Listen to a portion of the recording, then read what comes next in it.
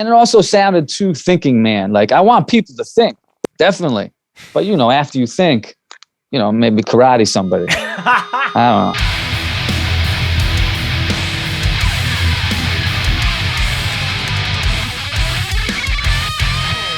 Perfect. What's that? Calamari, like the squid. You mean Galamar?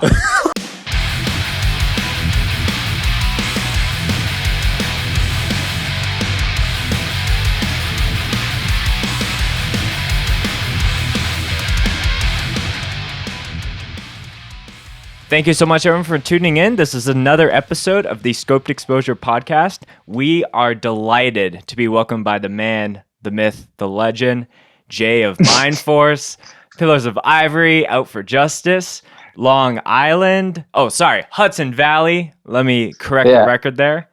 There's a whole city between us. Yeah. Absolutely. Jay, very excited to have you on the show, and thanks for making some time for us today. Yo, thank you for having me, man. I'm honored to be here. Thank you. Yes, absolutely. So I've been starting to intro some of these episodes as to why I've wanted to have different people on the show. And, I think definitely as this show has grown, there's been more like, oh, I guess we're at this point where we can reach out to this person and this person. But you were always someone that I've just seen on my radar, especially with kind of the return of hardcore post-pandemic and just how crazy the Mindforce shows and sets that I've been watching. Yeah. And, super timely example of you guys getting announced as one of the headliners for Hold Your Ground Fest, which is being put on by a very good friend of mine, Jessa, who I also have another podcast with. So it just there was enough things happening where it's like I want to see if Jay's down to jump on the pod, and here we are. And I'm a big fan of what you do, and I'm really excited to be chatting about that with you. Thanks, man. I appreciate that. Of course. Thank you. So, like I said a little bit before we were recording officially, before we get into the music chats, we have to check some bevs, get the example. So it's tradition for the guests to go first and showcase what they're going to be sipping on. So tell me what you got. All right. Well, I love Cafe Bustelo Espresso. I have some here. It's deliciously strong. And if anybody is wondering what it looks like, it's pretty simple. You've probably seen it. It's the best. I love it. Yeah. That's my drink. I think a lot of things that get premiered here that to any of the American listeners or viewers that we have might just seem like common practice, but it's so intriguing for me as a Canadian to be like, we don't have access to that, so tell me more. Okay. Yeah. I've never seen that before, so that's is that your go-to? Yeah, it's my go-to. You can pick it up, at a corner store or the ShopRite. They got them everywhere around here. It's really good. Yeah. Yeah. Cafe Espresso, Cafe Bustelo. It's good stuff, man. Got you. Have you always been an at-home, make your coffee yourself, or has that only started in the last little while? No, that probably the last 5 years. The last 5 years. For a long time, I liked stopping and getting coffee, but I got on my Cafe Bustelo shit, and there was no turning back. Right. Yeah, and I think that there's a level of confidence that you can build when you can actually make a good cup of coffee just in your own home versus I had to pay $4 or $5 to get a good, strong coffee versus I fucked it up and it's super watery or whatever. That's why I like this brand. I feel like you can't fuck it up. Yeah. Yeah. It's always strong, Yeah. But yeah. Yeah, some coffee blends are just a little bit more dummy proof to a degree versus something that's you have to have your water boiled at this temperature and all that kind of bullshit. So that's a good call for sure. Right. Yeah. I have to ask you as someone who's from the New York area, when you and Mindforce has been going around and you've said, I just find that people from New York pronounce coffee. It's way different than anywhere else in the world. And I'm thinking of a specific TikTok person that I was following, and it would always interview his heavily accented New York dad, and he was just oh, it's coffee. So I don't know if that's if you have any thoughts on that. Damn, dude, is that what I sound like? No. I don't know. It's come up before. The two words. You say it again. Say coffee again. Well, I say just coffee, but this is again exaggerated. Am I saying it that different? No, it's not. I've just heard it as coffee. Yeah, no. It's almost now that I'm thinking about it. The other word that people bring up with me is wallet. Apparently, I say wallet weird too. Oh, wallet. I don't know. Yeah. Oh, okay. I thought you said. I thought you were going to say water. I don't know what I'm doing. You know, I've had a weird speech my whole life, and yeah, I talk weird, man. I'm so sorry, everyone. No apologies needed. We're just having a little goofs and gaffs just at the beginning of the pod. But yeah, as far as best for me, I do have my local coffee. I had my morning coffee, but then I had like the quick second one as well. But as an official Bev check, you might have noticed the giant wall of liquid death behind me. So I'm just drinking one of those to kind of balance the caffeine scales. I've been seeing those everywhere. Yo, I've never had one. Okay. Should I give you the quick pitch as far as you to try it? So, because I like waters. I'm a Fiji water guy myself. I know that's a little bougie. I'm sorry. But I like Fiji, but I got to try liquid death.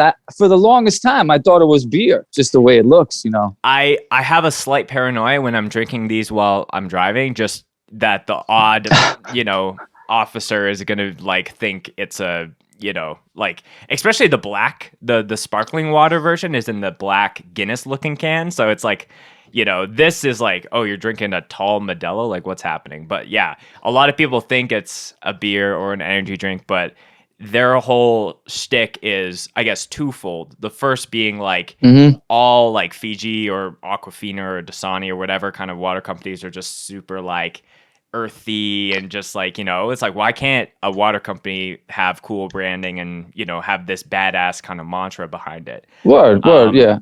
But the deeper side of it as well is like the whole idea of liquid death means like death to plastic because this being aluminum is like infinitely recyclable versus something like a giant jug of water. So they're trying to like start a shift. So there's like, a lot of people could be like, oh, it's like a gimmicky kind of company, but they're like really passionate about like, doing their part and kind of changing the conversation, especially in their specific water industry. No, that's very cool. Mm-hmm.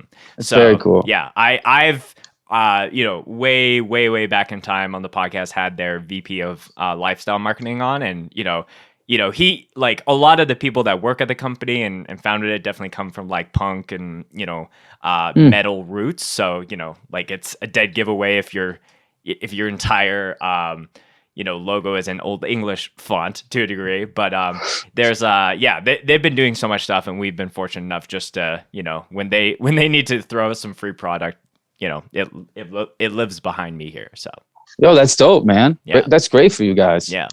So Jay, cheers to you, my friend. Really excited to do this pod. Cheers, brother. Thank you for having me. Absolutely. I was gonna ask as a final thing for your Bev, like. Is that just like is that your go-to like mug in the house, or do you just have like It's funny you asked that. It's not my go-to. I was looking for my go-to. I don't know where it is. Maybe it's in my car. My go-to, one of my lovely friends, you know how you go to the mall and you can make a cup with like put photos of your family on it and stuff. Okay. I got one of all of us at the first FYA we played. All my friends. Cool. That's usually my friends are on my coffee cup. Usually. I see. Yeah. No, yeah, that's super funny. That it's like, yeah, let's just get a big old homie pic on the coffee mug, and that's my go-to for life. Yeah, man, waking up with the guys. Yeah, exactly. Everyone's, starting their day off right. Well, Jay, I'm really, the conversation is already off to a great start. But I always like to get a bit of context about any new guest that comes on the show about how they got into this space of, DIY, punk, hardcore, however you want to spin it. I know that you've done a plethora of interviews already. So if you want to make it like the super condensed version, the super like long essay version, or somewhere in the middle, just give me some context about like how you discovered hardcore and kind of what initially put you on the path that you're on. Yeah, I know. I have done a handful, but I always forget what I say like an hour after I do it. So I might have said this shit already. I don't know. But hardcore for me, I mean, a lot of people, one common thing that I find in common when people talk about how they discovered this thing of ours is they kind of roll into it naturally from punk or metal worlds, and they kind of come into that. And I actually came to it from hip hop and skateboarding. I was really into hip hop, gangster rap in the 90s as a teenager in the late 90s. And I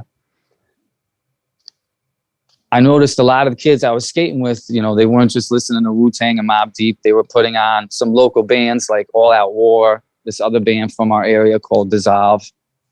And it intrigued me because they looked like me. You know, part of the thing that would turn me off sometimes about punk and metal was like, you know, the big green mohawks at the time, or like, I don't know. I just felt more like it was me when I discovered it that way. And I started buying Thrasher magazine, and I found out about some more bands that way. And then there were a couple older skaters in my high school growing up who were like, yo, you got to come to a hardcore show. It's the scariest music ever. They play music and people fight each other for fun. That's how it was described to me at the time, even though that's not what was happening. And I went to my first show, and that was it. I dived in head first. It was just, for the first time in my life, kind of felt like I was where I should be. Yeah, I think a lot of, I love asking this kind of like precursor question as like kind of an icebreaker, because I know that there's going to be a lot of similarities for people that are listening, despite age or where they grew up, or, you know, things like that. But I feel like there's always at least one or two nuggets of uniqueness when it comes to, you know, traditionally, you know, people did this, but this was my experience. So like, for you, it sounds like hip hop was just like at the forefront of your mind. And something that I recognized as the deeper that I got into hardcore when I was first getting into it like 10 years ago was like, there's like an overwhelming amount of like similarities between, you know, absolutely, hip hop and hardcore. And like at the time, it wasn't like a clear, like, oh, we're pulling this from that, but maybe it was. I don't know if you have any thoughts about that. Like, for me, it was all like the guest features, and then like the styles of the logos, like being like very graffiti oriented. So from your lens, like, was that kind of the connection point, or did you just kind of, was that an afterthought afterwards? Oh, absolutely. And especially a certain era of hip hop. Like, I wasn't there for it, but I was kind of young for it. But the early 90s hip hop is just really dangerous, aggressive sounding music, especially very similar to its delivery. You know, it's very angry and it's aggressive and it's got rhythm and style. And all those things are all my favorite parts of hardcore too. And that's what I loved about it. You know, as mainstream rap has evolved and certain sounds from different areas have taken over, and things have gotten a little more trappy, a little more mellow, it's become a lot less dangerous sounding. But definitely what you're saying, I mean, for me, I relate to that completely. That's exactly what it was. Is I saw the similarities in the style, in the delivery, in the anger, with groups that I'm thinking of like Onyx, Mobb Deep, Wu-Tang, you know, all the boot camp click stuff, shit like that. And I have first gotten into, a homie put me on to the first Rage Against the Machine album. They had been a band for a while, but I had stumbled onto the first album in my own way. And I thought it was so dope because the dude was rapping over like really aggressive music. And I really, really loved it. I loved how the lyrical content was really aggressive and angry and controversial. And this dude that showed me and was like, yo, if you like that, check out this band, Inside Out. You know, they do what these local bands like All Out War and Dissolve do. And of course, they all sound different, but it's all hardcore is what he meant. So probably the first probably the first couple hardcore bands I heard were All Out War from our area, this band Dissolve from our area, who's amazing, and Inside Out. So a really weird group of three. I know it's really weird, all different time periods, but I was from a hick-ass town in the Hudson Valley. It was hard for me to find out about that stuff at the time. It just wasn't out there like it is now. So what in you was like, so, you have these embers, so to speak, of finding some of these different music. What was like the push for you internally to like, hey, I'm from this small town, but like I'm going to drive or find a way to get to these shows that are like in the city or anywhere else? Like what was in you that like actually made, because it's so easy for anyone who's like even just remotely isolated to just do nothing, Yeah, well, I was searching for who I was, man. You know what I mean? I everything presented to me in my life. I was also really angry. My brother died at a young age, and I was really angry, and I didn't feel like I fit in anywhere. And so when I found things that, made me feel like me, for lack of a better way of explaining it, I fought to find more and build it inside of me. The cool thing about living in the hick-ass town that I live in the Hudson Valley, is it's driving distance from New York City. So if there wasn't a lot of shows in the area where I was, I could take the train down to New York City. And we would get there any way we could. I mean, there were times we hid in the train bathroom, for like an hour. Like you just got on the train and just snuck into the bathroom? Yeah, we used to. Anyone knocking, you're like, occupied, I'm having the worst diarrhea ever. Yeah, I mean, you get caught. You'll get caught sometimes. Sure. Sometimes you won't. I started sneaking on the train for skating. You know what I mean? Sure. And it first started just going on and just hoping nobody asks you, Right. And you'd be surprised. You can go, like, I don't know anymore. I'm not doing the shit now. Sure. But when I was a teenager in the late 90s, you'd be surprised. Like, you could make it pretty far. And even sometimes, like, we weren't real bad kids. So, like, we would look at the conductor like, yo, we don't have any money, man. And he would just be like, get off at the next stop. Right. He'd let us go a little far. But, yeah, I would go there. I remember there was one time I was just so viciously hungry for hardcore when I first found it. I remember this one time we were driving down to the Avalon Skate Park in Newburgh, New York, to see Candiria and Irate, two bands I was so into at the time. Mm-hmm. This band, Irate, had just come out, and it was like, at the time, there was nothing like it. Right. And we're driving to the show, and fucking boom, we get in a big accident on the way to the show. And two dudes got to get taken away. And then two other guys, me and this other dude, are just there without a car. Yo, we didn't go home. We started trying to hitchhike to the show, calling everybody we know to get us to the show, and we made it to the show. So that just gives you an example.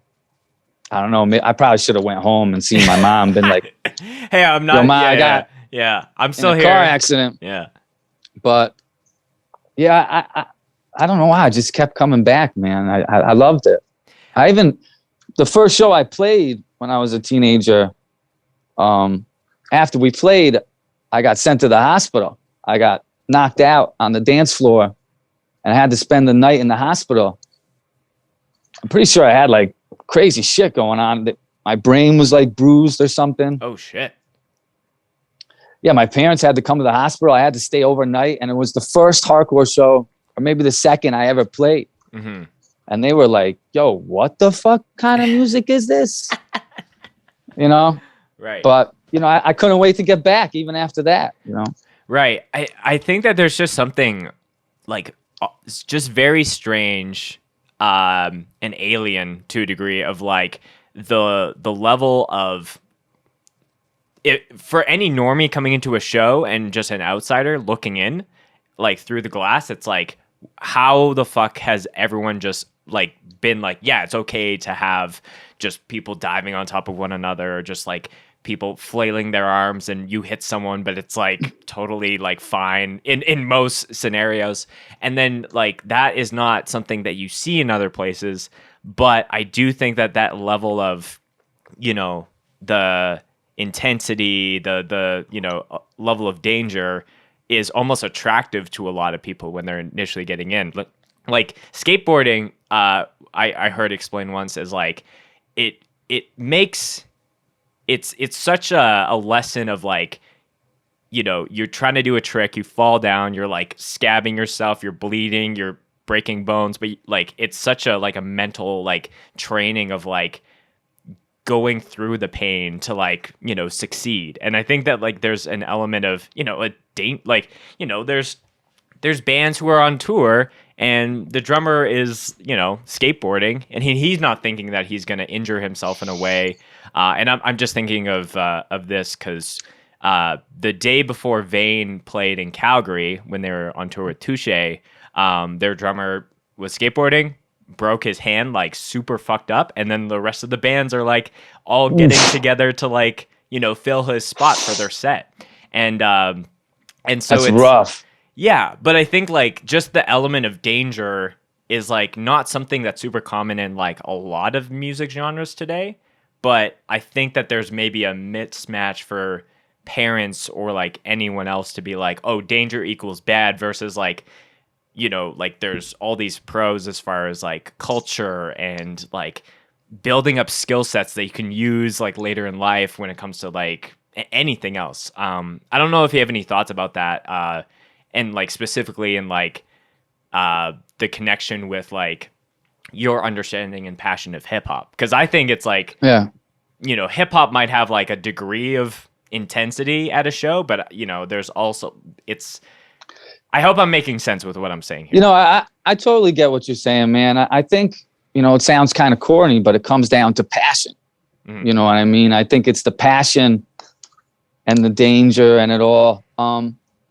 It's definitely, I mean, hip hop shows can be dangerous in a different way, sure. But it's definitely not like that. But one way I used to always try to make my parents understand, because it always used to bother me. Like, I remember watching one of my first show sets with my friends in my living room in my house. Like somebody videotaped and I'm watching and I was all proud. And my dad is so proud of me. I love my dad. He's my best friend. But at the time, you know, he hadn't seen no shit like that. You know?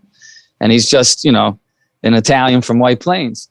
And like, he looked right at us and he was just like, man, you guys are fucking stupid. You know what I mean? And over the years, it's funny because that was a long time ago. And now my father totally understands everything. I mean, he was one of the first person to text me when he saw some videos from our last show in Texas. He was like, yo, New York hardcore, you know, he gets it. But one way I was able to help him understand why we didn't care if we got our face broken just to enjoy this moment in the music was, and I don't know if you'll relate to this and I don't know if it'll make sense to anybody out there, but I always related that passionate part, you know, that willingness to throw yourself into the storm just to feel something. I always related that to athletics. Because I played a lot of sports growing up, you know, and my father was a phenomenal high school wrestler. And he did things to achieve what he wanted in wrestling that would make a lot of people think he was insane, you know? I mean, he also like loved soccer and one night when I was a kid, he broke his leg in 3 places just playing in the backyard with some of his friends. And it was like, that's it right there. I don't know how to articulate it, But that same thing, why you can't help yourself, but just, that same thing. Mm-hmm. It's a lot like sports in that way. Athletes throw themselves into the storm and get something out of that physical contact, in sports. Mm. I mean, you look at some sports are really violent sports, and part of that contact, that physicality, that violence, even if it's a small degree, is part of what brings those athletes in to begin with and has them stay there. So mm-hmm. I don't know if you can relate to that, but I feel that. Yeah. I'm going to share something with you that I have never said on the podcast, but I don't think I've told most people. So for myself, like, I definitely was morally artistic, creative. Like, sports was never really my thing. I did Taekwondo for like a lot of years growing up, and then that's cool. So at least for what I was doing, it was like you get like your color belt, and then you get like a stripe, like a colored tape for your next belt. So like yellow, green stripe, and then you get the green belt, and you kind of progress throughout. And my goal was like, I'm gonna get a black belt just because, that was like the biggest flex, if you're like 15 years old. And then I got what's called a poom belt, which is like half black and half red. And I was like, okay, after this poom belt, because it's, 6 months, a year, whatever it is, I'll get the black belt and, I'll be a champion. And then I found out that the system that was in place, there was like 6 poom belts or something. And I was like, and they're a year per belt. And I'm like, this is going to take way too fucking long. I'm going to just, can it at this point. But when I was in school and I was doing like gym, there was something where I had to do what was called gym credits. And it was like, you had to do some form of physical activity outside of, I know what you mean. Outside of just like your 1 hour gym class of throwing dodgeballs at each other. And I, again, didn't really have any of that. None of my family was really into that anyways. So at the time, I was so obsessed with going to shows, and it would be anything from like a hardcore show to a pop punk show to like a metal show. So I somehow convinced my gym teacher that me going to these shows and front flipping off of stage and like, just running in circle pits was like 3 hours of cardio. It is. But to your point though, it's like, there's a level of like, there's like physicality to it, but there's also like a level of like, I'm in the mix. I'm in the eye of the storm, and I'm like fully invested. And I think the more that I've talked with, like the conversations that we're having, I remember when like Seb from Regulate was on the podcast. We talked a lot about sports and the connections between. Shout out Seb, backflip machine. I think that a hardcore event is like, it's like a perfect blend of like the music and the creative and the art and all of that, but also just like the physical nature of like the energy of like a pro sporting event. Because anyone who's like playing basketball or anything, it's like the crowd plays a part in that. There's all the in-person stuff. So this is just opening my mind up of how much of that physicality and the energy are tied together at a hardcore event. Yo, definitely, man. I'm sorry, my dog. Come here. Tootsie, come on. Your dog's name is Tootsie? Yeah, I named her after my grandma. Come on up, girl. It's okay. I was like, oh, Jay really likes like Tootsie Rolls or something, but that's an even better reason. Check her out, hold on. What's up, Tootsie? Say hi to the pod. Yeah, you're the star. You're going to put her on a shirt soon. Oh, yeah. Mindforce Tootsie collab. Hell yeah, man.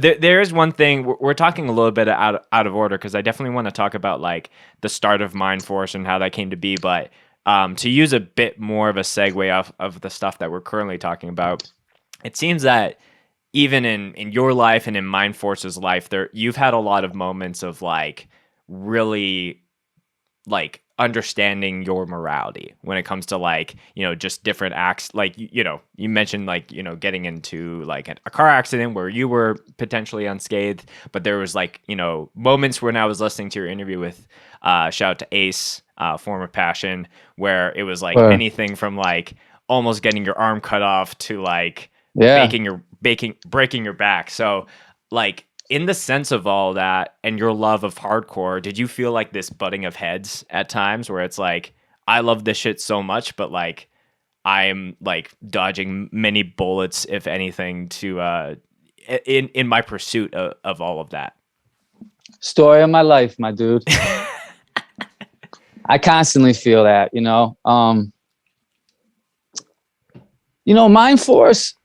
Mindforce, we've never been a full-time band. We've never considered ourselves a full-time band, and we've never like looked too far into the future.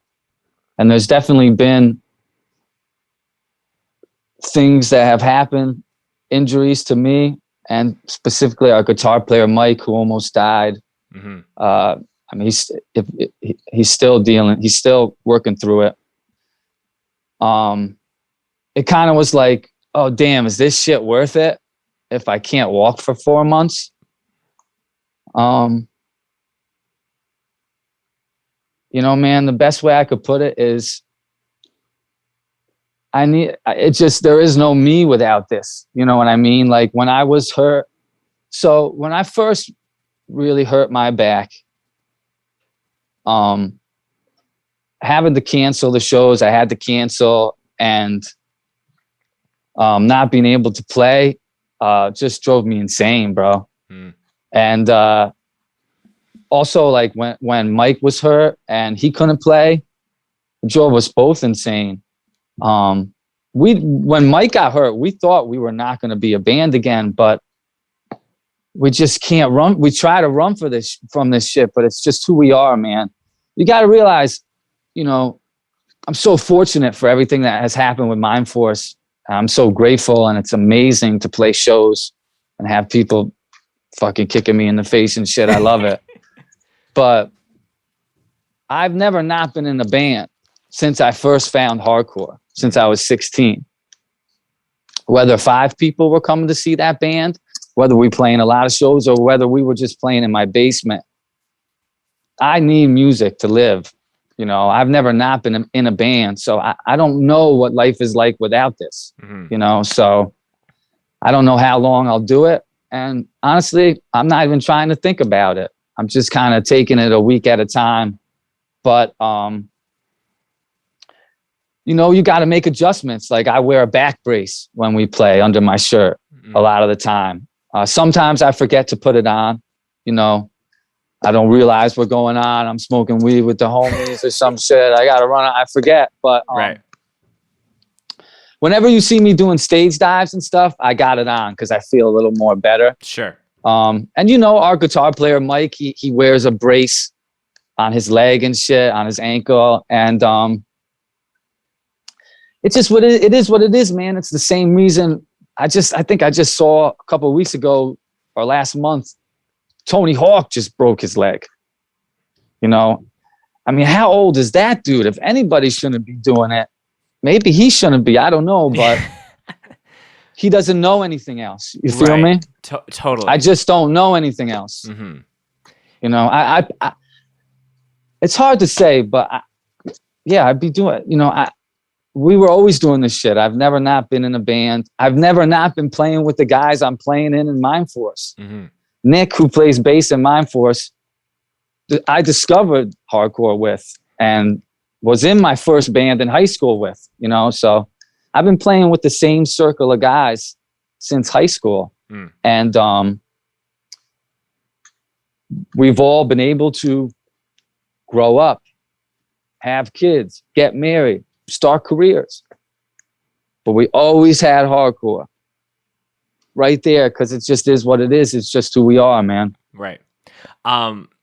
To tail off of that, I think there's a lot of people who are like, oh, make sure you go hard as a band when you're like young because like there's less responsibilities and less things that you're doing. But I've started to hear from other people as well. It's like, yo, when you're older, you actually have like, you could have a job that you could actually like pay to do the things that you actually want to do in hardcore, whether that would be like flying in to do a series of shows or like, actually not buying like cheap ass like equipment. So what's your perspective on that when it comes to like, has it become easier to do the things that you want to do in hardcore, or has it become, harder?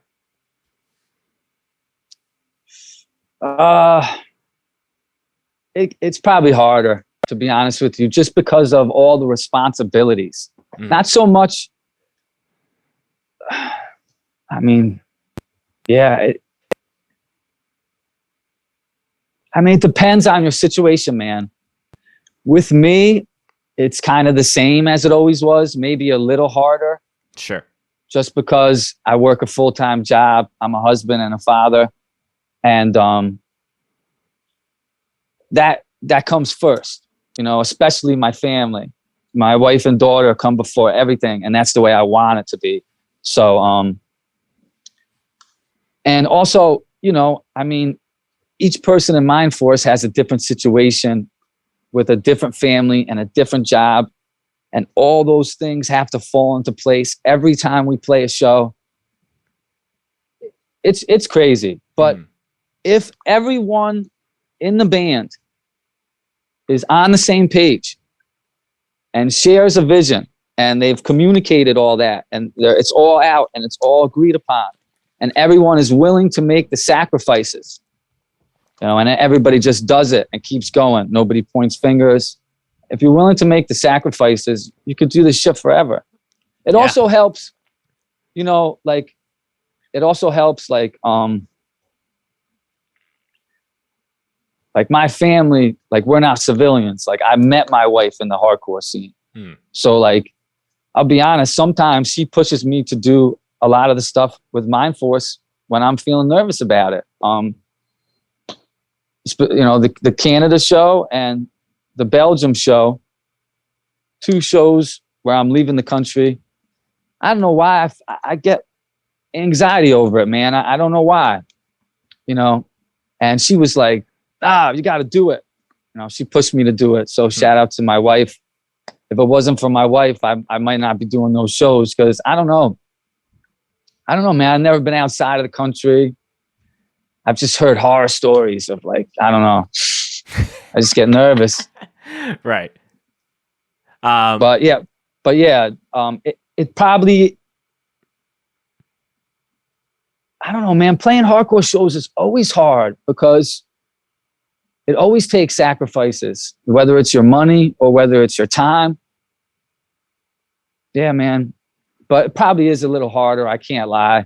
If I'm being real with you, it's harder. Yeah. Yeah. And I think the landscape of things as far as how bands can actually build their careers is dramatically changed, even in the last 5 years, as far as like a band could put out a demo and all be in high school and, a huge fest is hitting them up because it's that sick and it's resonating with the scene that well. Sorry please. To cut you off. No, please. One thing I'll add to what I say though is it's harder, but I feel like the payoff is better the older you get. Like, I don't know how to explain this, but I feel like even though I'm older now, I need hardcore more than I ever did. It's the wind in my sails, man, because at the end of the day, I'm still that 16-year-old kid that feels like they don't fit in with the whatever you want to call it, the normalcy of this world. I don't know. I need it, man. It's just something I need in life.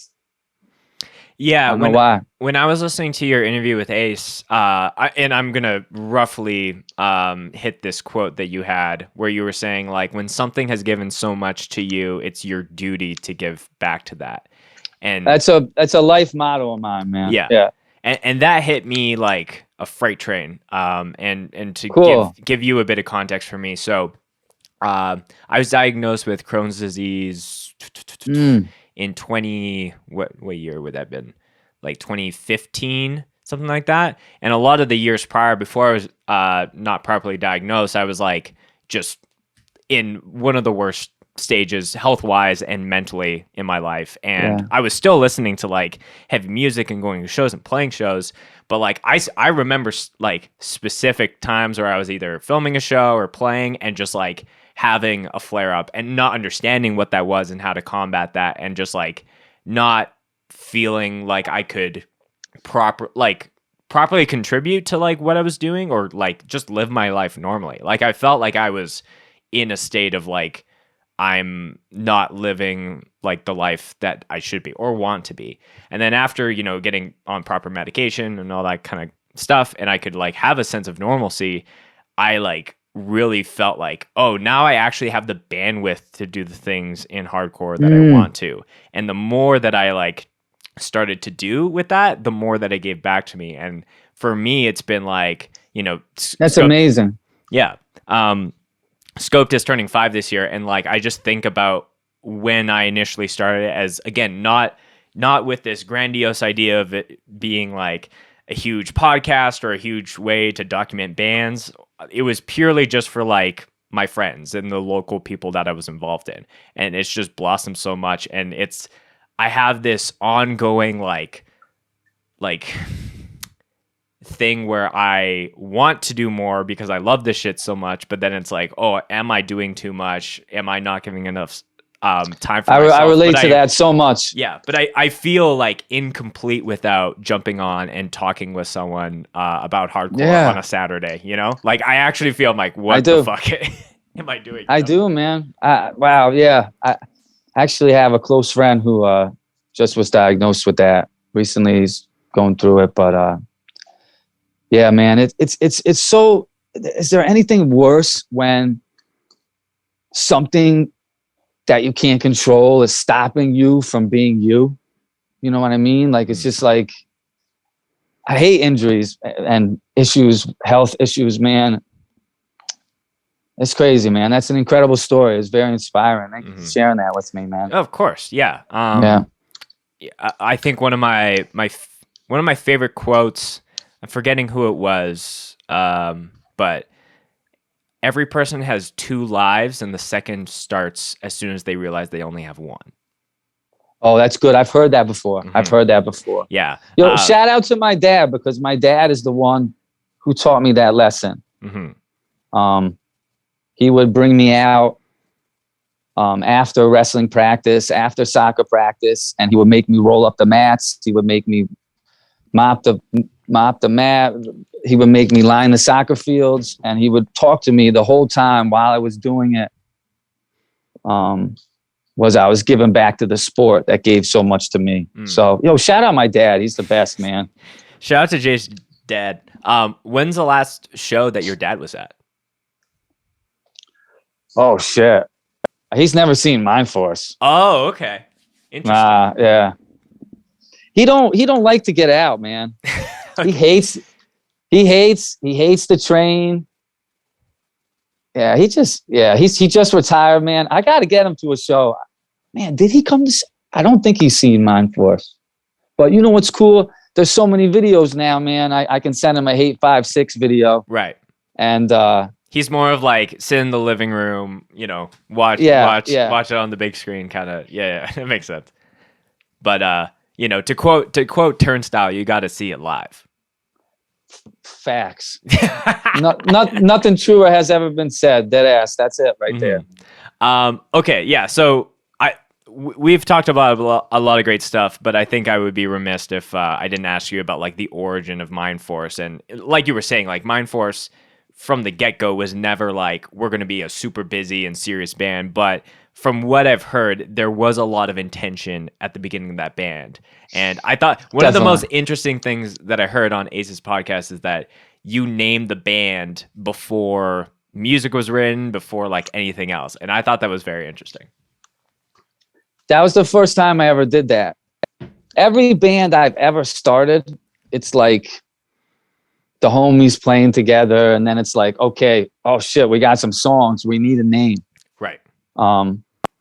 And we also kind of like, every band I started before Mindforce, when we started, we were like a few different styles, and we'd have to play for a while to figure out. But yeah, it was definitely a lot more intentional with Mindforce. We had specific bands as influences. We had a specific sound we wanted. And I never in the past put a lot of thought or even cared about band names. A lot of my band names were silly or dumb. I don't know. And this one I thought about a lot. And remember I was looking up band names, and I had read somewhere that the Bad Brains' first name was Mind Power. So I wanted to do something like that. So instead of Power, I changed that to Force. So yeah, we named the band Mindforce before we ever wrote a song. And was the switch from Power to Force as like you just went like, what's a synonym that I can do, or like was there pretty any much specific thing? I think I looked up Mind Power, and there were already some bands that had Mind Power, and also Mind Power was like, it was just a little too thinking sounding. Like it didn't flow off the tongue. Yeah. It just and it also sounded too thinking man. Like I want people to think, definitely, but after you think, maybe karate somebody. I don't know. There's an order of things. I wanted a little force, like a little harshness to it too. So I changed it like that. Yeah. Got you. Yeah. Yo, Tootsie is out. Oh, out like a light. She's in a coma right now. How old is Tootsie? Oh, she just turned 2 years old, man. Oh, thanks for nice. asking. Yeah. Do you just have the one dog, or you had dogs your whole life? Yeah, I love bully breeds. I love pit bulls and all bully breeds. And this is my dog of 15 years passed away 2 years ago, and I got her after. And kind of like the way I always need hardcore. I always need a dog around. Oh, dude, it's really funny that you say that, because I grew up with cats primarily, and it was only until I met my now wife that I was like, I love cats, but like I need dogs in my life, and it was just an opening to a side of me that I didn't even recognize. Because yo, man, it's crazy. I don't know what it is about them. I'm around, whenever I'm around people a lot, I sort of like lose hope in the world. But like when I'm hanging out with a dog and seeing the world through the dog's lens, I get happy again. So I don't know, man. Yeah.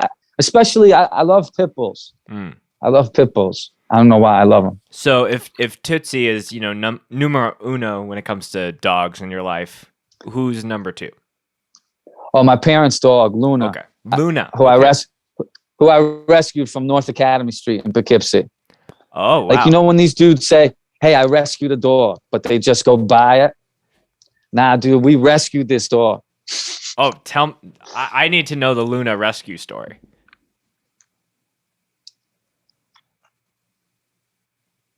Unless you don't want to talk about it. We got the dog. We entered a building where we saw a terrible situation, some very cruel situation. They were raising these dogs to fight other dogs. I don't know if you heard about these dog fighting rings. There's around here, there's a lot of money involved in it. And in the past, even some beefs throughout the city has started over dog fighting. And I despise it. Oh, is that your dog? Yeah. Should we? Oh, I heard Minnow. Yeah, let's see him. Minnow, come here. Oh. Come here, girl. What up, man? So this is my younger. Her name is Minnow. She's a Border Collie blue heeler. That's cool, man. We just call her. She's got a little like a coyote dingo kind of like look to her. Yeah, it's really cool. Is she fast? Oh, insanely. She's like, I bet, an Energizer battery on crack. Word. So yeah, we got the dog, and Luna's doing great. She still deals with some trauma issues. Mm-hmm. She's missing an ear. Like, they were doing really fucked up things, man. Yeah, that shit is scary. She's come a long way. Mm-hmm. You know what I mean? She's come a long way, and she's doing great. She's my number two. Yeah, she's my number two. Yeah. So yeah, shout out to Luna. Sometimes I often forget that, like, sometimes rescuing scenarios that are outside of just going to buy a rescue dog, so to speak, it can be very ugly and very scary. And the dog my parents had before Roxy. Roxy is the Staffordshire Pit Bull, Staffordshire Terrier. And before that, they had a French Mastiff, huge dog. That one, me and my homie Jesse from All Out War, we rescued that one too. Yeah, man, I fucking love dogs, man. Definitely. Speaking of dogs, there's my she said, one she said, in the bo, background. bo, bo, bo. Yeah. She was licking them, licking shots. She heard me. She licked the shots. Yeah. Yo, peace to Minnow. You said her name is Minnow? Minnow. And that's Marty, the one who's barking. Should we make this, should I intro him as well? It'll use it as a way that I can grab him and then, stop. Yeah, I want to see him. I'll be honest. I'd like to see him. So this is my older. Oh, this is my older guy. Wow. So very handsome. Yeah. Extra handsome. Look at his eyes. He's kind of smiling a little. Yeah. Are you smiling? Yes. Okay.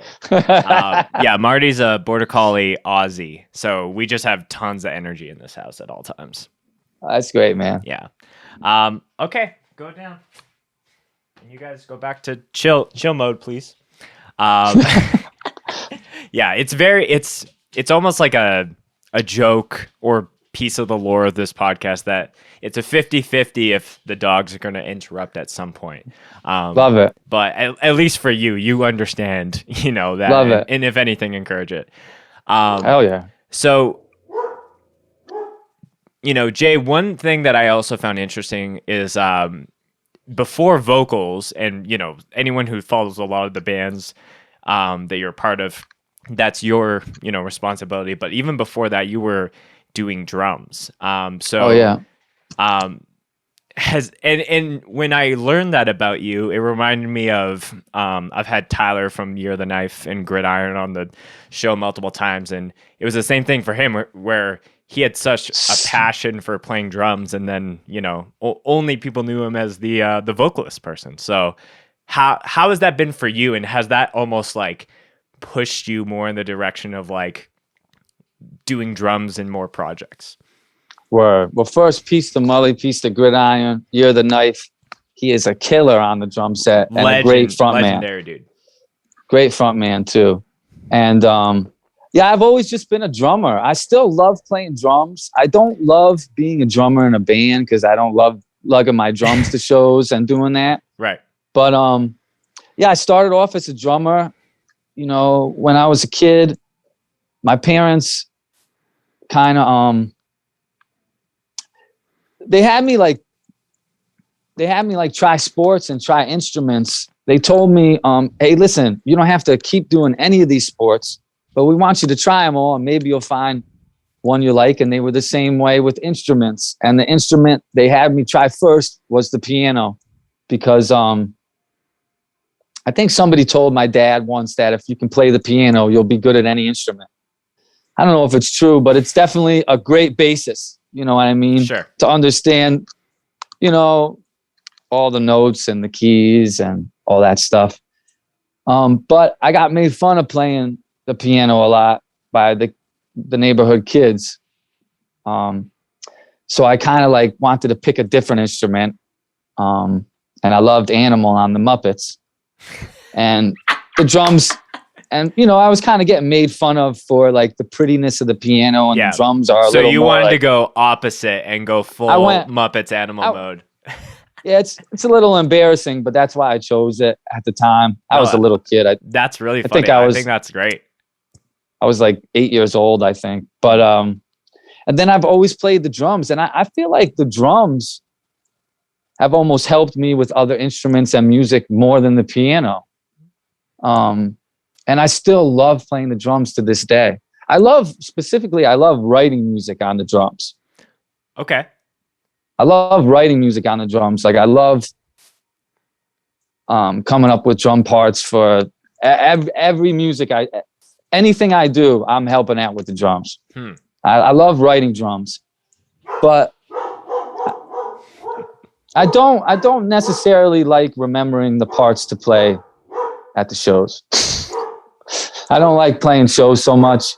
If there's a drum set there, Marty. show up. That's awesome. Marty, but being a singer is just so much easier without the equipment, man.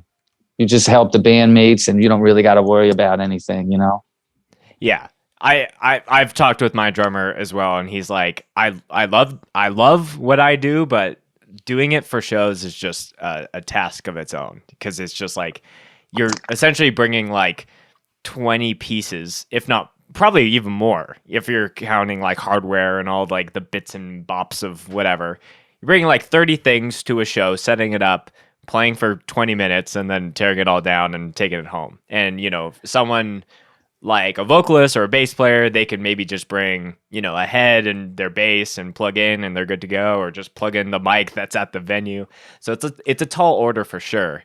But it's so like, I think it's really cool how you said like you started with piano, and I do think that there is something to be said that it is applicable to a lot of different things. But drums is kind of like the other side of the coin that focuses a lot more on rhythm and support of like whatever the music is doing.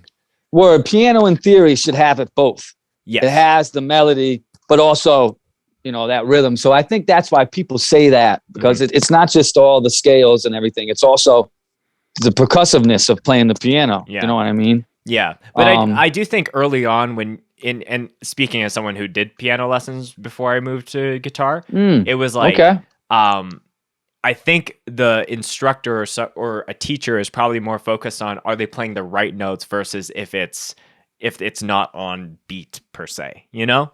Yeah. Like my dad is a pretty good piano player, but he has a god awful rhythm. I mean, it's just, it's hellish. He can't stay in rhythm. Right. Me, I can't always get to the note because I'm staying in the pocket. Right. So I have a harder time getting to the note than staying there, but I know exactly what you mean. It's really funny that you say that, because my before my parents moved out east, we had they still have that piano. Or no, they did sell it, but because I grew up in Winnipeg, so like dead center of Canada, where like Comeback Kid, got their start and formed. My parents had a grand piano, and my mom would always, be playing piano, for Sunday church service and all that kind of stuff. And then my dad would dabble, and he would and my dad doesn't have like a musical bone in his body. So he would I'm going to learn how to play Jump by Van Halen. And he's trying so hard to hit everything correctly, but that song is a very rhythm. Dude, it was literally that. And it's Sunday. It's Sunday at 2 p.m. and I hear him trying to play Van. You're giving me flashbacks. For my father, his Jump was Unchained Melody by the Righteous Brothers. Oh, no. This dude would, and I would just be like, Dad, dear God, get a metronome, something. Couldn't take it. And my mom, Marty. You said your mom is musical? Yes. Yeah. My mom had the background of singing and doing all that. My mom's a dancer. She does modern dance and ballet and stuff. So I really get my rhythm from her. But I think she might have messed with the piano a little, but she never really messed with the instrument too much. We just got her a keyboard for her birthday. So hopefully she messes with that, because she has the rhythm. That story about your dad is so funny. Dude, that story about your dad is so funny. That's literally the same thing. Dude, it was the same thing with me. But like I said, his Jump was the Righteous Brothers. I was like, damn, man. Great song. But. Yeah. Well, that's the thing. It's great music. And Jump is insane on the keyboards too. That's that whole album is Eddie going keys. So it's not just anybody playing the keyboard, man. It's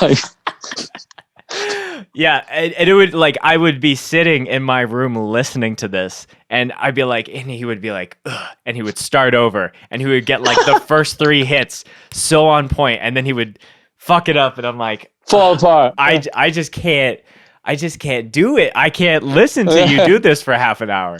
But yeah, that's cool, man. That's funny, man.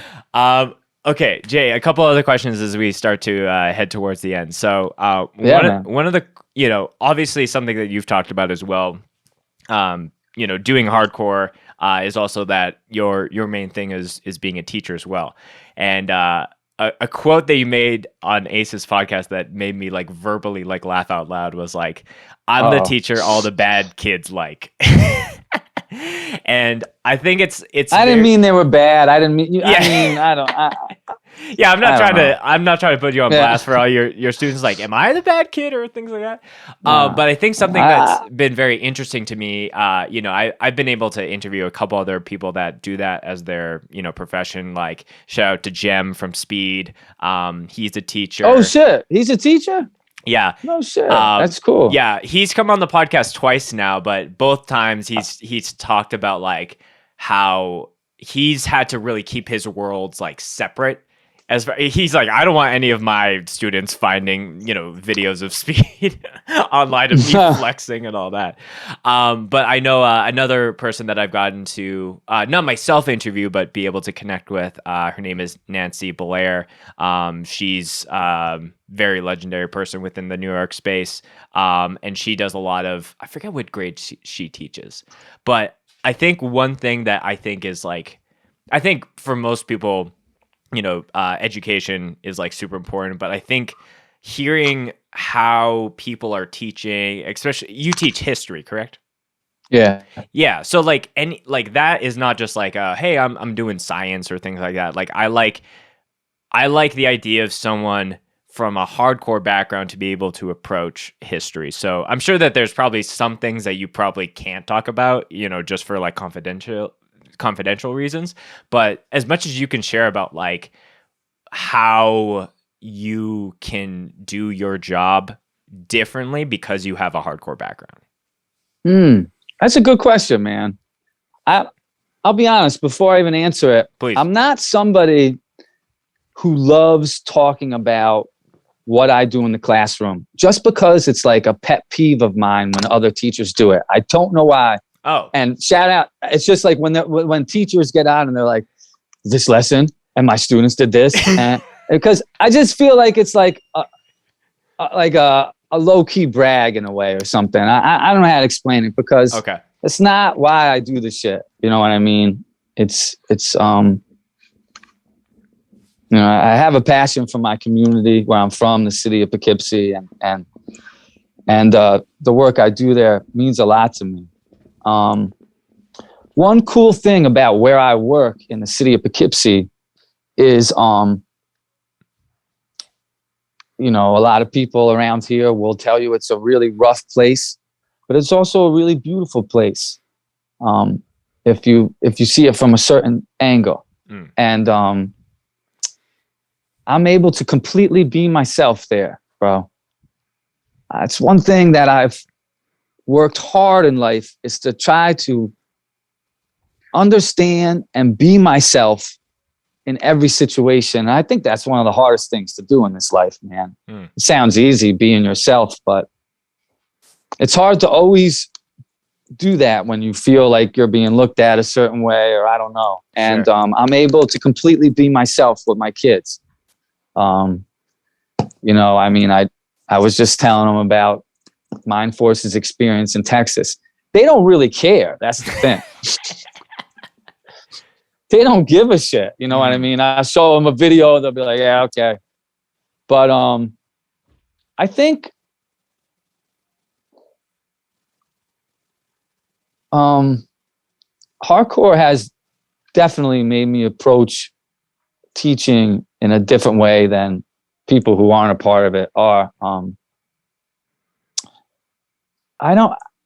It's so weird. It's nothing really too like deep or profound or technical, but it's helped me never forget what it's like to be a 16-year-old kid who's all alone. It's helped me never forget what it's like to be young. And I think that's something that not just teachers, a lot of parents, a lot of older people forget.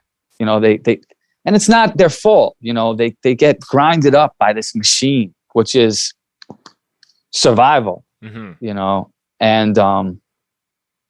but I think if you're in that machine, but you have hardcore, I don't know. I feel like it keeps you young in a way that, I think I understand.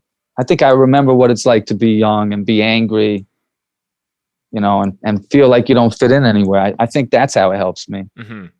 Yeah. And I think that I really like what you said of you feel like you can be your true authentic self, even in like a workplace where it's like, there might be some, because I think a lot of people as they get into like some kind of professional way, they're like, oh, I need to act in a certain way that is like maybe not a clear connection to how I would carry myself in the hardcore space. And I've been surrounded by a lot of people that have like really showcased that like being in hardcore like really builds up these skill sets in life that are just very like, you don't expect that, like, oh, I've built up this DIY mindset of like, instead of just bending when I run into a roadblock, I'm trying to figure out a way to still make it happen, still make the show happen, still make the tour happen.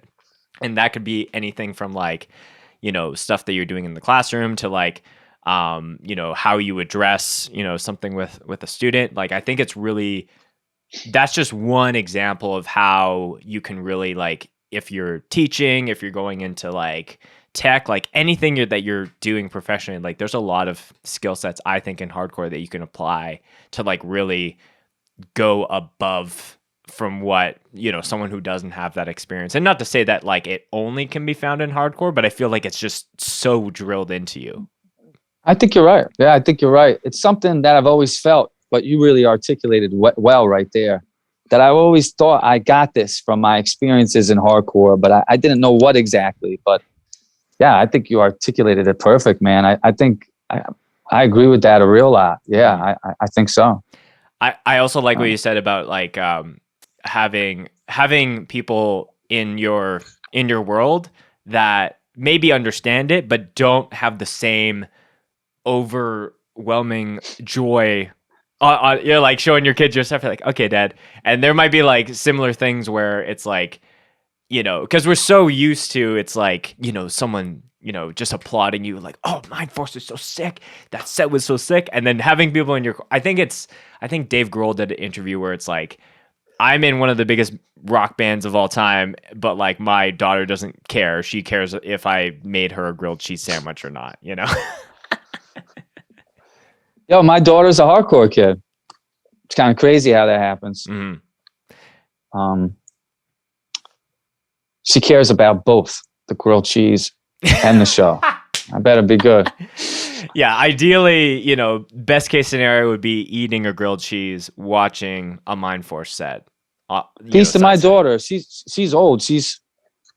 I shouldn't call her a kid. She just turned 21, but yeah, she's got impeccable music taste. Mm-hmm. Impeccable. So, I'll use this as a segue, since we're talking grilled cheese. So this is a little bit of a food segue. Can you tell me about what is the Out for Justice chili dog controversy? Oh shit, I don't even fucking know. You brought that up on Ace's podcast and it was like very glazed over, and I'm like, I need to know more about this. I think maybe during the peak of COVID quarantine, I think there was a club that we played, not during that, but they had a show during that, and they weren't supposed to have a show, but because they were selling chili dogs, they were allowed to have a show. Oh, okay. I don't know.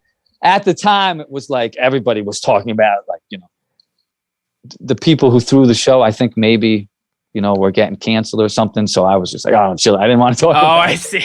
I was like, we didn't play or anything. Yeah. No. I thought when you said the chili dog controversy, I was like, were people throwing chili dogs around during one of the bands? And that's what caused it. But it sounded like that was just the byproduct. That would be insane. Yeah. I would have been out that motherfucker quick if there was chili dogs flying. I'm not trying to. It's like one of the worst foods to throw at any kind of live event. Damn. The messiest and the most spray. It's not like a singular item. That's right. I forgot about that. That chili dog. Yeah. think it was that club, maybe Shakers. I don't know. That was a while ago. I can't really remember, but something to do with selling chili dogs just to have a show. I don't know. I see. All right. Well, that was as much as I needed to know. I was like, if there's some show that hasn't been talked about where chili dogs are being flown around, I need to be the first to break it down. But it sounds like it was the byproduct. Yeah. It sounds like you were excited when I was bringing up like we're talking about food now. So I love food, man. I love food. Top 3 meals for Jay. Oh, I love it. This is hard. Well, I'm a pizza guy. I love pizza, but also what's on Jay's pizza? I'm going plain, bro. Oh, just cheese or like sauce and a little bit of drizzle? Yeah. Or what's going on? A plain marinara slice. Mm-hmm. Okay. A regular slice. I will get other things, but especially when I go to a pizza place for the first time, I just get it plain. I just get it plain. Doing 2 pizzas that my big bro Aaron put me on to. Shout out Aaron from Death Threat that he has me making right now.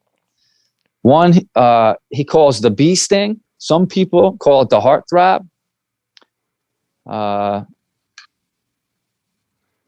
Cheese pizza, different meat, pepperoni, whatever you want on it. I don't know. Spicy sauce. All right. Spicy sauce. Spicy red sauce.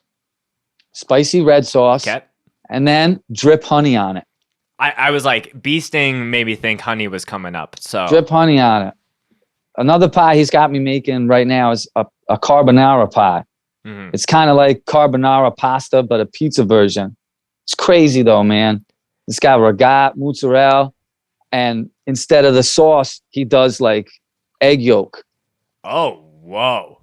And then the spicy carbonara spices and everything. It's crazy, bro. That is crazy. That one's nuts. Yeah, look it up. Carbonara pizza. A couple places around here have it. It's good. They got good pizza in Canada? Or? Oh yeah. I was just gonna say, so there's a spot here in town called Noble Pie, and I think it's the best pizza in Calgary.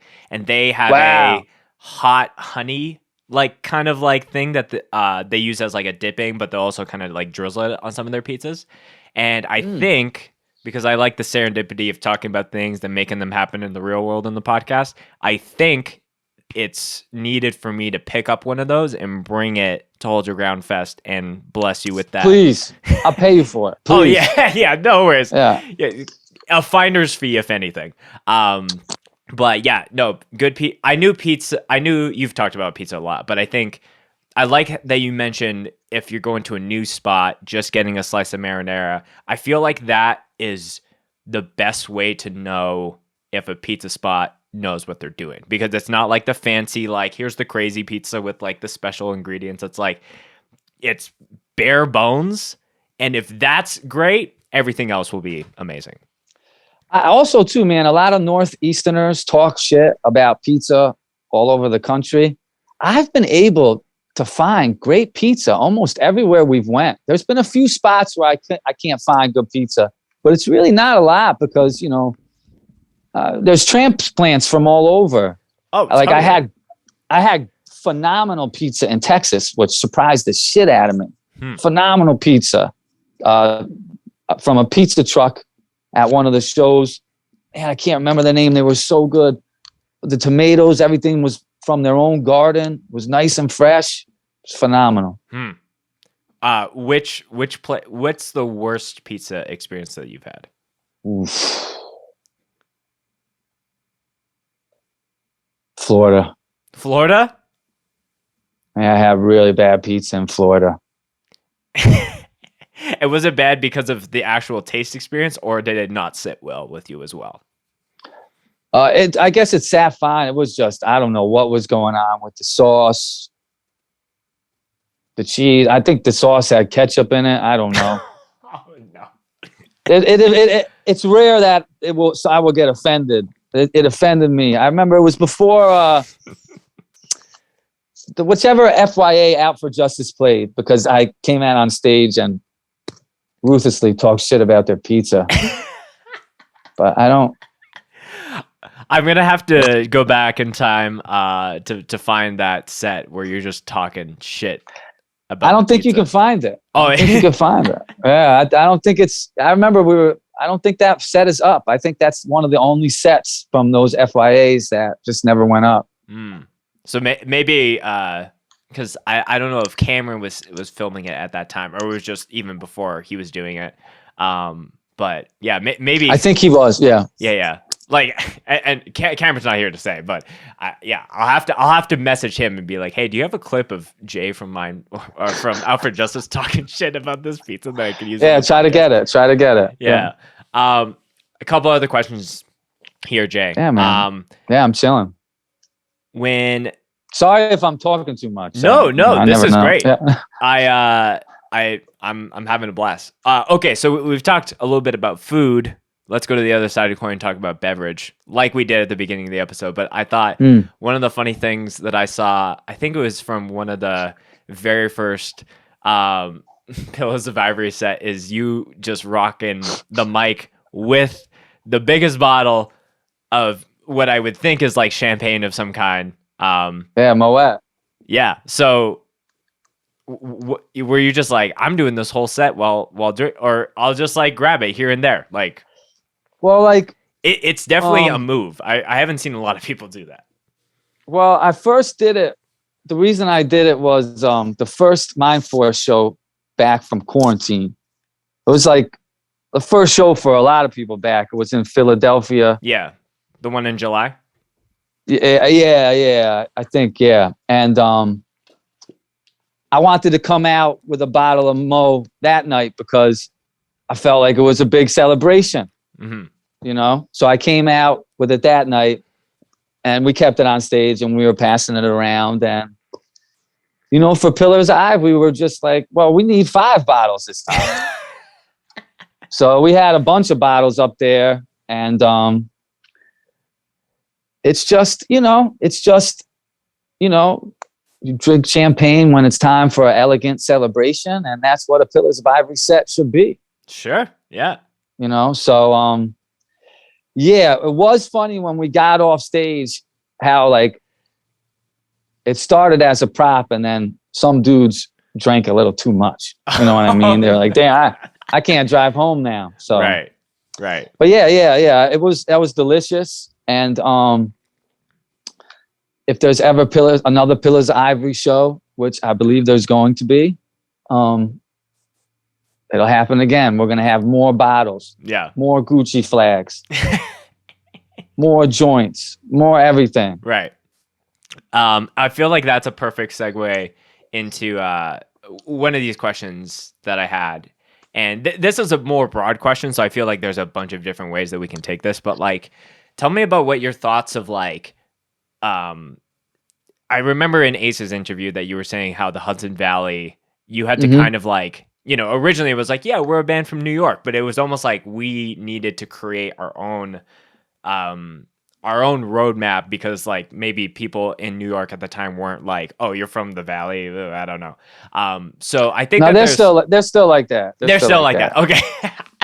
You're like mostly the older guys, right? But it's all love. Yeah. But I think that like whole you know, fill in the blank hardcore scene style kind of mantra, like I think people say that in a sense of like, oh, it's just a cool thing to say. But I do think that there's so many layers of style when it comes to hardcore, whether it's like the music, like how people are like dressing and what they're wearing on stage. So when you think about style and like however you want to take that when it comes to the bands you're playing in or how you want to like present yourself, like how important is that and how can that change the vibe of how a set goes?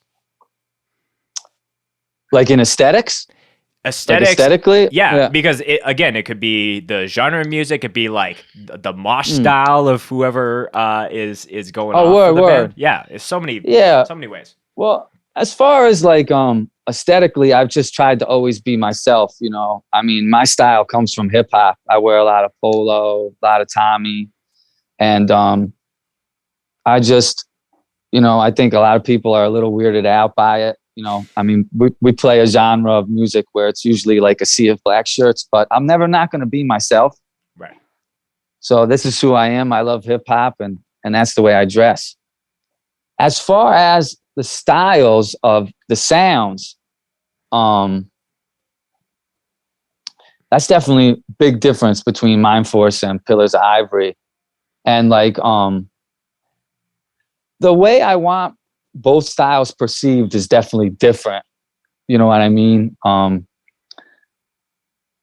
just, when it comes to Mindforce, in my mind, I perceive a Mindforce set a lot more violent than a POI set. A lot of stage diving, a lot of kickboxing, a lot of singing along. POI, I want all that too, but I want it more like a celebration than a I don't know. I just want it more. I want it more fun. You know what I mean? Not that I don't want a Mindforce set to be fun. I always want it to be fun. But a different type. Different type of fun, for sure. Yeah, a different type. I with Pillars of Ivory live, I want to make it feel more like a hip hop show than a hardcore show. Mm-hmm. And I don't know if it really does, but hopefully it's like a blend of both. Mm-hmm. And I think that's been very clear, because I think that there's different reasons that people want to go off from a Mindforce set than like a Pillars of Ivory one. Word. What is? I think full transparency, when Pillars of Ivory first was coming out, I was like, I don't understand how this band is just doing one song as like a full release, and it's like actually like 3 songs. That's so cool, because I was trying to make people be like, I don't understand this. Well, it definitely That's what I was going for. Yeah. I listened to it. I'm like, this is sick. I just don't like, this is totally like not against, but just totally the opposite of what everyone else is doing as far as like release wise. Like the artwork is super like dramatic and crazy and colorful. Yeah. And then, I also come from like a Christian upbringing, so I'm like, are they just going to release every book of the Bible when it comes to like Genesis and Leviticus? But yeah, like when you had started doing that, was that, I had heard that there's like, some inspiration from like the super groups of the past, and it's like this is purely for maximize the fun versus trying to take things seriously. How has that been when I feel like there have been bands that they're like, that's the outlook, but I feel like there's a pressure to change the outlook when there's a lot of people who are really gravitating towards that, if you know what I mean. Yeah. I don't get caught up with all that stuff, man. I just do me. Mm-hmm. Like the cool thing about Pillars of Ivory is it's completely me, Aaron, and Jack. Aaron from Death Threat and Jack from Age of Apocalypse do it with me too. It's completely our passion project. We have Mindforce, Age of Apocalypse, and Death Threat, and we're fortunate enough that some people give a shit about those bands. So with Pillars of Ivory, when Pillars of Ivory all started, it was kind of like my idea that I brought to Aaron and Jack, that they were not only into, but they added to it. You know what I mean? They were like, okay, what about this? Like when I first brought it to Aaron originally, the hardcore piece of it was going to be more like fast. It was going to be all fast. And it was Aaron's idea to go more like post-hardcore, more like Burn, Super Touch kind of stuff. Right. And that was all. Pillars of Ivory was completely inspired by my love of hip hop. I mean, and specifically the current boom in the last 5 years that all started with Griselda Records and shit. And because I've always had one foot in hardcore and one foot in hip hop. I mean, my whole life, the same time I'm going to the city to the hardcore shows, I'm going to the city to the underground rap shows and shit. I'm always doing that, and I love it. And I wanted a way to, make some of that music and make it also with some of the friends that I made in that community. Like one of my good friends, shout out to Lukey Cage, the great rapper and MC, and sort of like a personality. He does a podcast. loved working with him. And it was a way for me to really express my love for hip hop.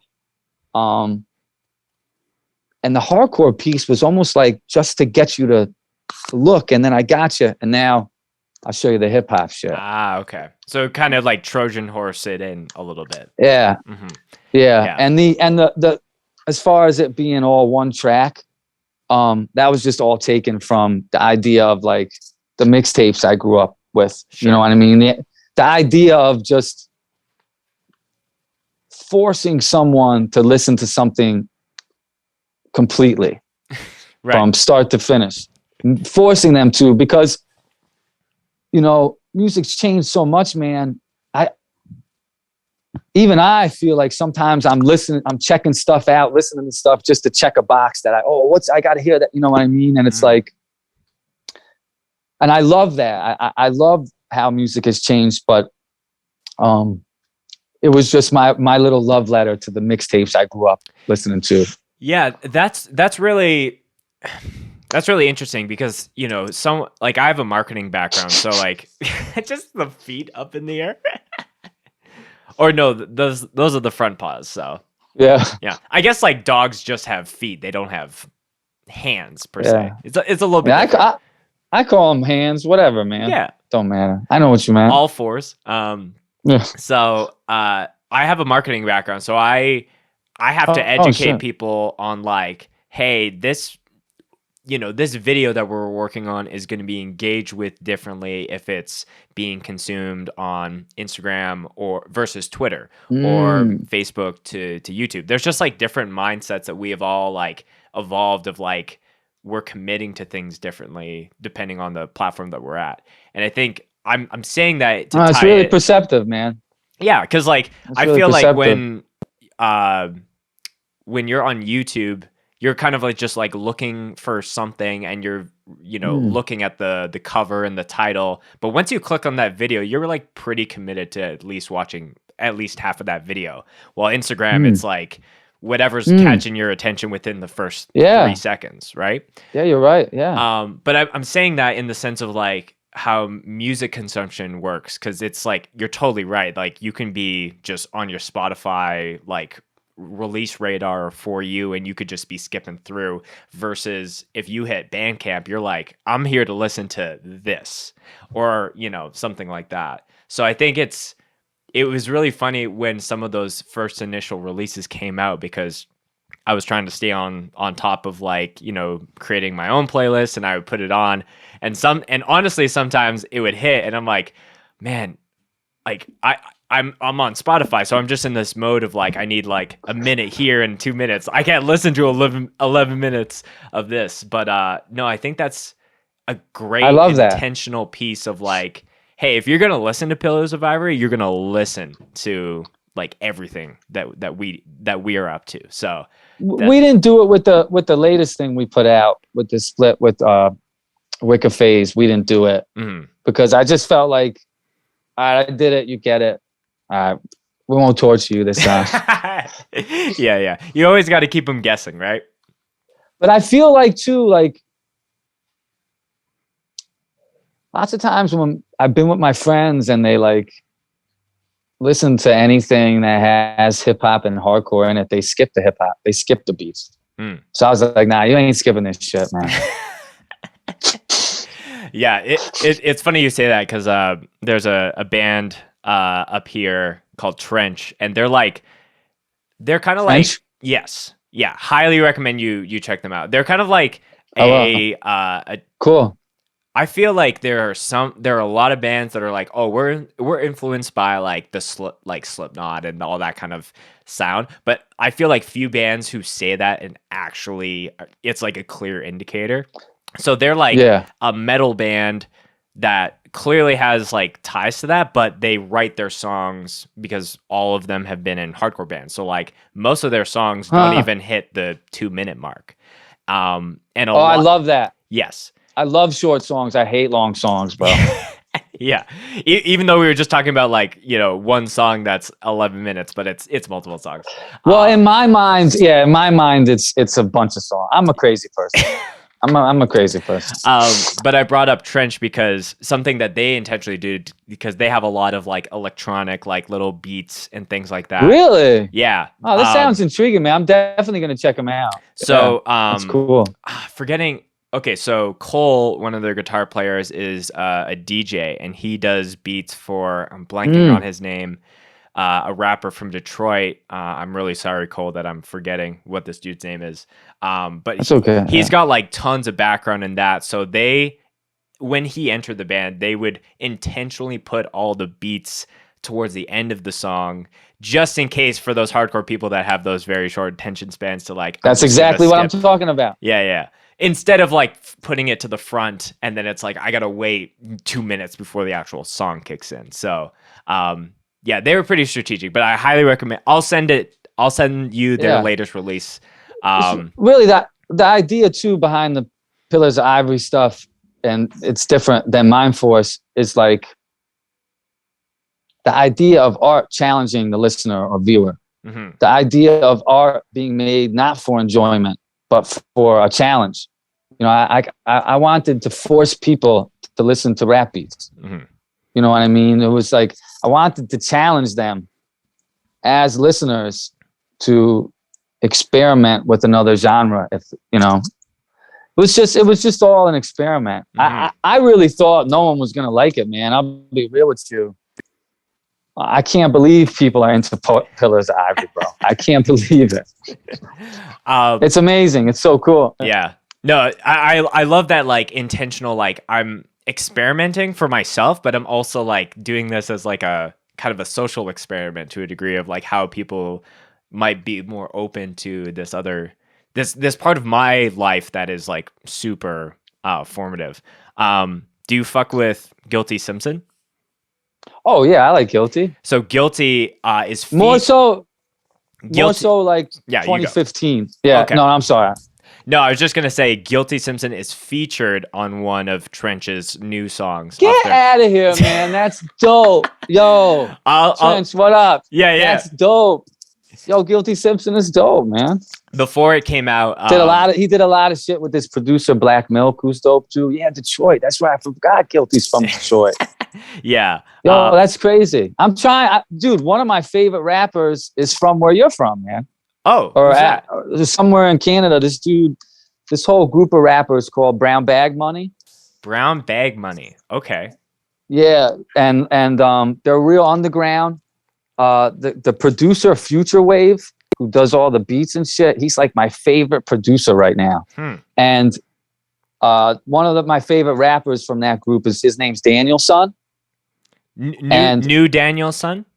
Danielson. Okay. Yeah, his name's Danielson. And okay. Sorry, I'm just Googling so I can get a little I think he's from Brampton, because that's the only time I heard that name is in his raps. When I seen the flyer, I was like, yo, I'm trying to get Danielson to introduce us. I'm just gonna put Danielson. I'm just gonna put it out there. Brampton, Ontario is not too far away from Mississauga, Ontario, where Mindforce is gonna be playing in September. So Daniel, son, if you're listening and you want to roll through. Daniel, son, introduce us. You could do a song. I think, I love those guys, man. Brown Bag Money. Yeah. Just everything they've put out, it's just crack. Everything they put out, it's just so good, man. I love them. Yeah. Shout out to Daniel, son, and Brown Bag Money, the Canadian hip hop scene. Mm-hmm. They're killing it. Yeah, I have to shout out Jordan, who's sending me all the notes. As far as like Spencer, you're forgetting to mention this. So Cole, the guy who plays in Trench, his main connection to the Detroit scene is through Suicide Kings. If you're familiar with them, I've heard of them. I'm not too familiar with them. Yeah, I've heard of them though. I've definitely heard. My boy Eric, I think, knows those dudes or something. I've definitely heard of them. I could picture the logo's a little like splattery, right? Right, yeah. I could picture it. Yeah. Cole came on the podcast. I think it was like episode like 9 or 7, like a long time ago, because we're almost at 200. But like he's dope. He makes a lot of great music for, heavier stuff, but also on the beat side. So have to shout out Trench. And I DM'd you their latest release with the Guilty Thank Simpson you. track, and let me know what you think about it. I think it's insanely rad. That's so cool. They got Guilty. It's so cool. Guilty Simpson did that too. You know what I mean? Because not everybody from another world, whether it's hardcore doing a hip hop or vice versa, is like willing to, Yeah. That's why I love my dude. Shout out Lukey Cage. He did some of the Pillars of Ivory stuff. He loves all genres of music. Okay, Jay, a couple other questions. I'm like, a couple more, but then I'm like, I'm just enjoying our conversation. Yeah, it's for real. I'm chilling, man. I got nothing going on. Yeah. I'm real comfy with Tootsie right here. Yeah, I'm like, okay, the dogs are asleep. Let's try and get like, a little bit more out of the podcast. Yeah. Another really great quote that you said on Ace's podcast that I think would be cool to talk about is you said you're inspired by greatness, and you're like super competitive, and you almost like thrive on having other bands and other musicians at the show that almost like put you in a space of like, oh, I gotta like bring it tonight because so-and-so is killing it. So can you talk to you a little bit more about that? Yeah, man, I live for that shit. That's how I am kind of with everything. That to me, that's the way I am inspired. I'm inspired by people who are better than me. I don't know how else to put it. I when I used to play sports, whether it was losing a soccer game to a great team or losing a wrestling match to a great wrestler, it always inspired me to be better. That's why sometimes you'll notice we play with some of the same bands. It's just because of how good I think they are. I think that we have our best sets when other bands have better sets than us on the same show. If that makes sense. I don't know if it does. Makes sense. Yeah. But whenever there's another band that has like this amazing set, like a legendary set, it pushes me to do a little better than I normally would, I think. Yeah, and I feel like that is so necessary when you're a band that has played like almost hundreds of shows at a certain point. You need to have like either a band that's like young blood that has that like just drive that, maybe you had when you were their age to be like, oh fuck, like, it's go time, or just someone who is, or a band that is just so committed to their craft of like just putting on the best performance. Because then it keeps you on your toes of like, oh, like I want to do that and better if I can, striving for that.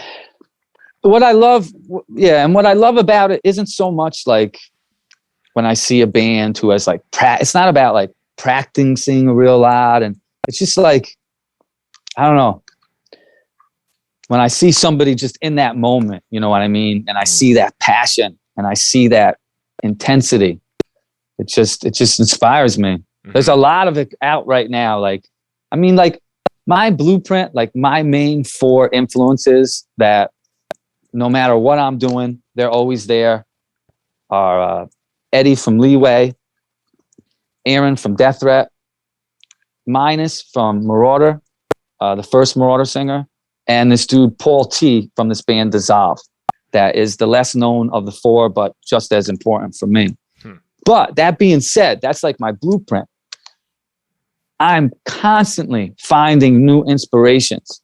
You know what I mean? Like the biggest inspiration for the new Mindforce record is definitely all the experiences we had at shows playing with bands that during like while we were doing that, we were writing a record, and that inspired me more than anything. Not necessarily a sound or a style, but more what I wanted to create at the show with the music. I don't know if that made sense. I can't. Yeah. No, totally. I think that writing. I've said it multiple times here. It's like I think some of the best releases that we're seeing come out either in the last year or have yet to come out. A lot of those songs, a lot of those lyrics, were all written potentially in a very state of disarray. like people being forced to be at home, people like not really knowing what the future was going to hold. Like I know that I wrote some of the best music ever when I was stuck here for 3 months in this little office. When I was you might be right. There might be something to that, man. I mean, that's when we wrote the record, and I mean, whether it's good or not, I guess is up for whatever. But yeah, I think you're onto something there. I just think that like whether it's good or bad, to be able to like tap into that inspiration and like it becomes this infinite like cycle of like you're inspired, you do something creative, you put that out, and then that inspires someone else that puts out the next thing, and then it's just this ongoing thing. And I think the authentic nature of that is just like something that you can't like bottle up. And authenticity. It's authentic, and it like kind of just runs wild with how it goes. And you know, going back to the top of the conversation, you know, just being in the midst of the storm and you know, grabbing onto whatever you can to use the storm to your advantage, if that makes sense. Yeah, it's well put, man. It does. Yeah. Dude, this has been a fantastic interview. I want to just be sensitive of our time, but like I really appreciate all the time that you had. I have one more question before we wrap up. I ask every podcast guest this, so there's a plethora of ways that you can take it. Tell me a favorite mosh related story off the top of your head. And dude, I got a lot. Yeah, most people are like, I have thousands rushing to me, and that could be funny, wholesome, gruesome, scary, however you want to spin it. Doesn't have to necessarily relate to you or a band that you've played in. Just whatever is first off the top of your head is how we start to end the show. Oh, I don't know. I could tell you a few quick ones. Yeah. One thing that I think is always funny is how kids practice moshing once they discover it. Okay. And when me and my friends discovered hardcore, there was about 5 of us. Anytime we would get alone, not around our parents, or like I can remember we would just be hanging out sometimes, and like people would look at each other and be like, "Yo, you want to fucking mosh?" Be like, yeah, and we'd go in the garage, put on Sepultura or Pantera, and just mosh each other, dude. And I can remember doing that like at high school parties, and it's stupid shit. I remember, yeah. I guess the mosh story, I mean, I already kind of told one. I got put in the hospital once, a few times. I don't know, man. I don't know. Mosh stories, let me think. I think as you're thinking, I think it's crazy because I think that there's the individual like mosh in your bedroom, you know, by yourself where there's no one to judge. I love the idea of you and a group of brothers just being like, no, we're going to just like beat the shit out of each other. It's like, it's too mad. And it's also like way worse than moshing because there's only like 3 of you and you're like looking at each other, punching each other. And it's like, yeah, it was stupid. I don't know, man. You know, I'm an old head now. I don't know. Are kids still doing that? Probably not, because it's pretty fucking stupid.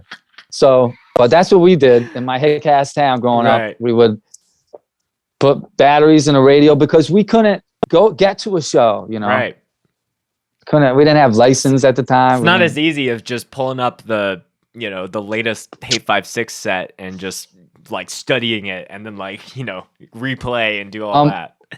One time,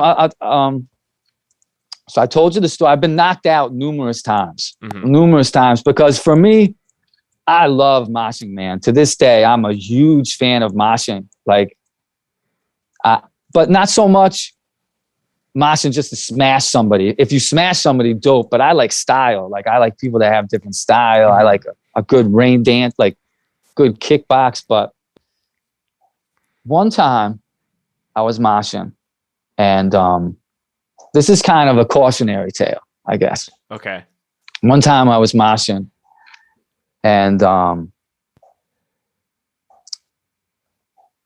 was at a show that maybe they didn't like moshing at or something. I don't know.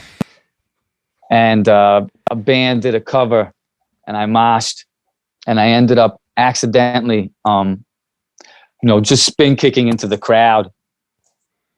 No indirect target. but I ended up, knocking out a young lady.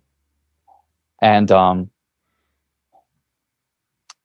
felt like a fucking asshole after I did it. But at the same time, I wouldn't not do the spin kick again. So I don't know. I don't know. I don't know. That happened to me once. But I remember specifically finding her after I heard it happen because I felt terrible. Sure. And going to apologize and talk to her, and her just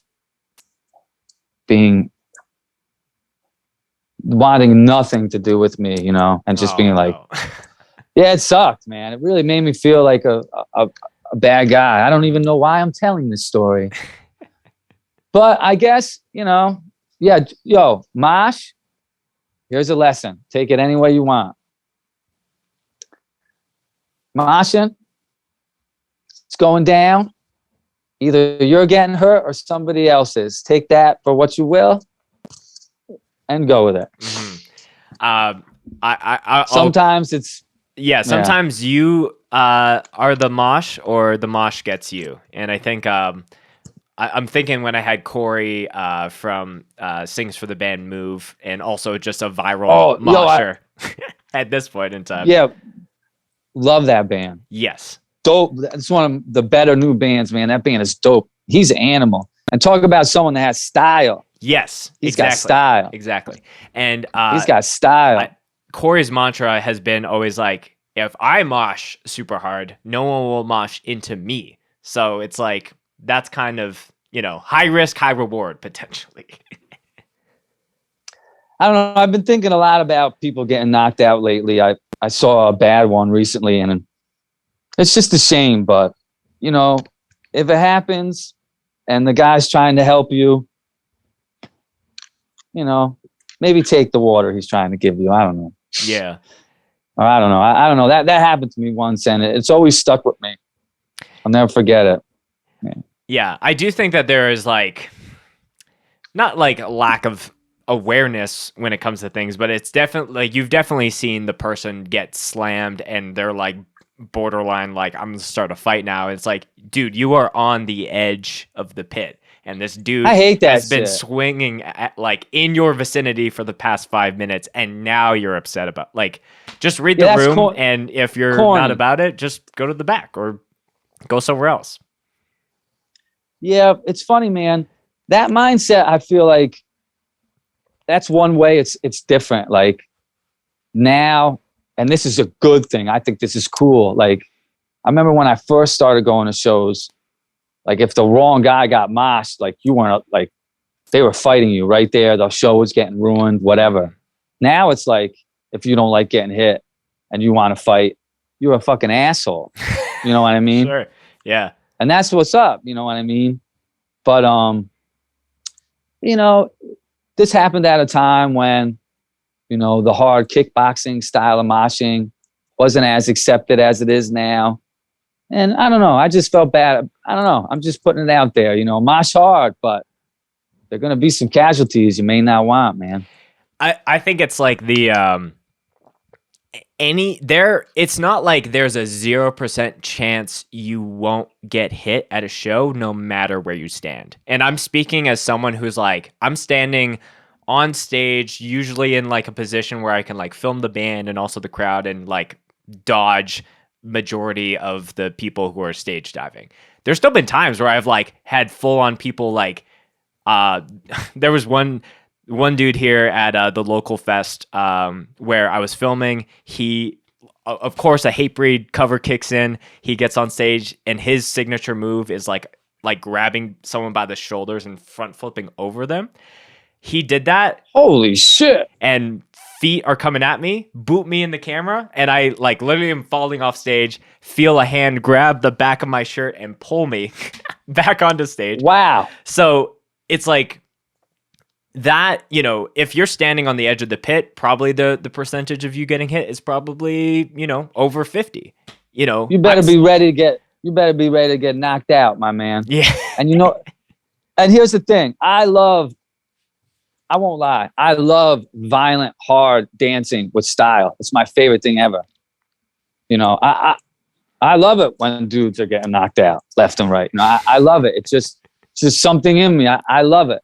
But at the same time, when it happens, hey, everybody be there to help. Yes. Know that it's probably going to happen. It's a double-edged sword. You know what I mean? You love the kickbox.